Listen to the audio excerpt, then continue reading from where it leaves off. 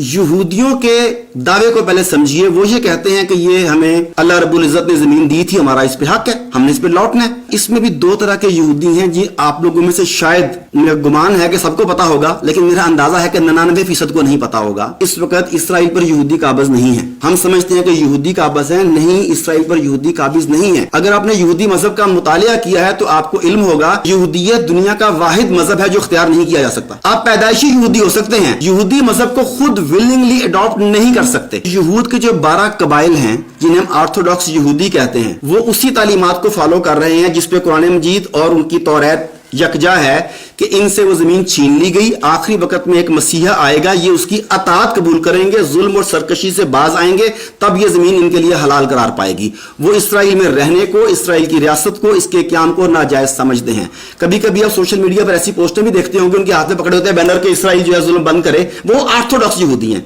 तो ये यहूदी कौन है? अब इसके ऊपर मैं आता हूं। अमेरिका में एक बहुत बड़ा ताकतवर कबीला था अश्कनाजी।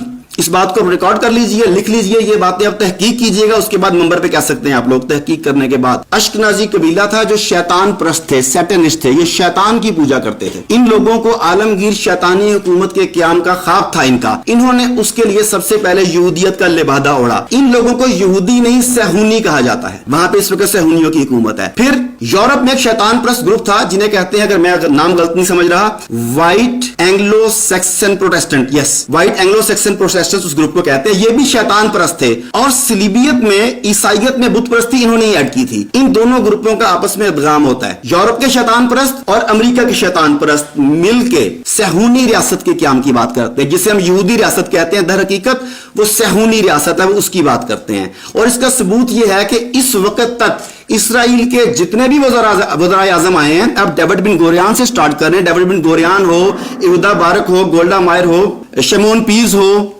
नेतन्याहू हो, बिन्यामीन हो, इनमें से कोई भी असलन नस्लन यहूदी नहीं है, सबके सब अश्कनाजी हैं। हमने नारे लगा लिए, वहां पे भी यमामा में बंदे भेजे गए थे। काब बिन अशरफ इब्ने खतल से जो हुआ वो भी आपके सामने था। वहां पे नारे नहीं लगाए गए थे, रैलियां नहीं निकाली गई थी, अमली कदम किया गया था। अब क्या किया, हमें शख्सी रियासतों में तकसीम कर दिया गया। ये हुआ कि आपके साथ, अगर आप ये जानना चाहते हो तो एक किताब है प्रोटोकॉल्स ऑफ एल्डर ज़ाइन्स, उसका उर्दू तर्जुमा भी मौजूद है यहूदी प्रोटोकॉल्स के नाम से। आप इस किताब को पढ़ लीजिएगा, आपको अंदाजा हो जाएगा कि लगभग 150-200 साल पहले की वो दस्तावेज जो लीक हुई थी, क्या दुनिया इन 200 साल में उसी के लगभग नक्शे कदम के ऊपर वो कुछ नहीं हो रहा। खा वो करेंसी का मामला हो, खा वो डेमोक्रेसी का मामला हो, खा वो हुकूमतों का मामला हो, खा वो प्रेस का मामला हो, खा वो मीडिया का मामला हो, ये सब का सब कैसे हो रहा है। अगर आपको उस किताब में इसके निशानात मिलते हैं तो अभी भी हम इसका सद्देबाब नहीं करते तो शायद हम बहुत भोले हैं। जब इन्होंने शैतानी रियासत कायम करने का प्लान किया तो उस वक्त थ्यूडर हर्जल वो आदमी था जो सबसे पहले सुल्तान अब्दुल हमीद को मिलता है जाके। उन्हें उस वक्त $15 मिलियन और बेशुमार उनके जो कर्जे चढ़े हुए थे उन्हें उतारने की पेशकश करता है कि फलस्तीन में जगह दे दी जाए। जब वो इनकार करते हैं तो उसके बाद अगला काम शुरू होता है, फ्री मैसनरी तहरीक बनती है, उसके बाद इल्यूमिनाटी तहरीक बनती है, इन दोनों को मर्ज किया जाता है